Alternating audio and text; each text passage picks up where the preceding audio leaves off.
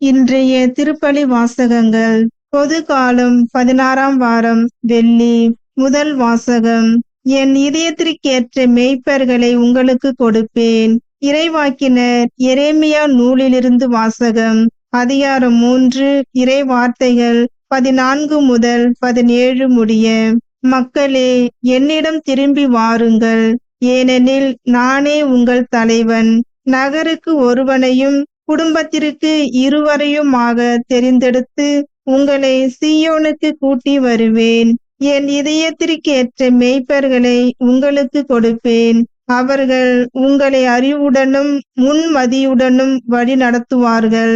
நீங்கள் நாட்டில் பல்கி பெருகும் அக்காலத்தில் யாரும் ஆண்டவரின் உடன்படிக்கை பெயரை பற்றியே பேச மாட்டார்கள். அது அவர்கள் எண்ணத்திலோ நினைவிலோ ஏறாது. அது இல்லை என்று வருந்தி இனி ஒன்றும் செய்ய மாட்டார்கள் என்கிறார் ஆண்டவர். அக்காலத்தில் எருசலேமை ஆண்டவரின் அரியணை என அழைப்பார்கள். ஆண்டவரின் பெயரை முன்னிட்டு எல்லா மக்கள் இனத்தாரும் எருசலேமில் வந்து கூடுவர். தங்கள் தீய இதய பிடிவாதத்தின்படி இனி நடக்க மாட்டார்கள். ஆண்டவரின் அருள்வாக்கு. இறைவனுக்கு நன்றி. பதிலுரை பாடல். எரேமியா 31 வசனங்கள் 10, 11 மற்றும் 12. பல்லவி. ஆயர் தம் மந்தையை காப்பது போல் ஆண்டவர் நம்மை காத்திடுவார். மக்கள் இனத்தாரே, ஆண்டவரின் வாக்கை கேளுங்கள். தொலைவில் உள்ள கடலோர பகுதிகளில் அதை அறிவியுங்கள். இஸ்ரேலை சிதறடித்தவரே அதை கூட்டி சேர்ப்பார். ஆயர் தம் மந்தையை காப்பது போல் அதை காப்பார் என்று சொல்லுங்கள். பல்லவி. ஆயர் தம் மந்தையை காப்பது போல் ஆண்டவர் நம்மை காத்திடுவார். யாக்கோபை ஆண்டவர் மீட்டார். அவனிலும் வலியவன் கையினின்று அவனை விடுவித்தார். அவர்கள் வந்து சீயோனின் உச்சியில் பாடி மகிழ்வார்கள்.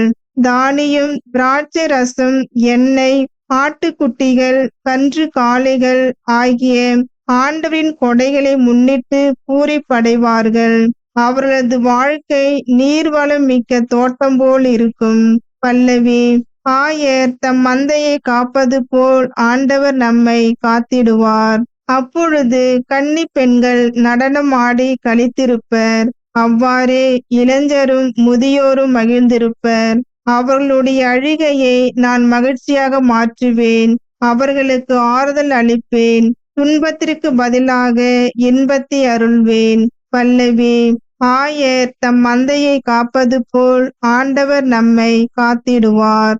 நற்செய்திக்கு முன் வாழ்த்தொலி. அல்லேலுயா, அல்லேலுயா. சீரிய நல்லுள்ளத்தோடு வார்த்தையை கேட்டு அதை காத்து மன உறுதியுடன் பலன் தருகிறவர் பேர் பெற்றோர். அல்லேலுயா, அல்லேலுயா. நற்செய்தி வாசகம். இறை வார்த்தையை கேட்டு புரிந்து கொள்பவர்கள் பயனளிப்பர். மத்தேயு எழுதிய தூய நற்செய்தியிலிருந்து வாசகம். அதிகாரம் 13, இறை வார்த்தைகள் 18 முதல் 23 முடிய. அக்காலத்தில் இயேசு தம் சீடருக்கு கூறியது: விதைப்பவர் உவமையை பற்றி கேளுங்கள்.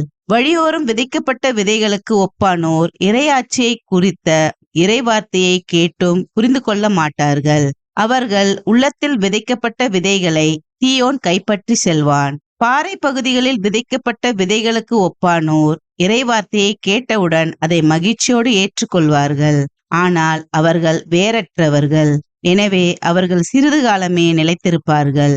இறைவார்த்தையின் பொருட்டு வேதனையோ இன்னலோ நேர்ந்த உடனே தடுமாற்றம் அடைவார்கள். முச்செடிகளுக்கு இடையில் விழுந்த விதைகளுக்கு ஒப்பானோர் இறைவார்த்தையை கேட்டும் உலக கவலையும் செல்வ மாயையும் அவ்வார்த்தையை நெருக்கி விடுவதால் பயனளிக்க மாட்டார்கள். நல்ல நிலத்தில் விதைக்கப்பட்ட விதைகளுக்கு ஒப்பானோர் இறைவார்த்தையை கேட்டு புரிந்து கொள்வார்கள்.